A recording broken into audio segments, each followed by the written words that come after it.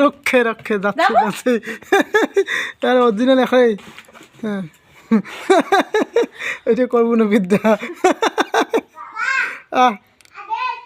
যাচ্ছি যাচ্ছি দাঁড়া না একটা নতুন মুসলমানি কাজের লোক আছে তো আমাদের বাড়িতে গেল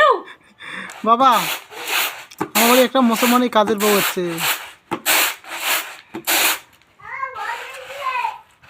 ভব তোর খাওয়া নাই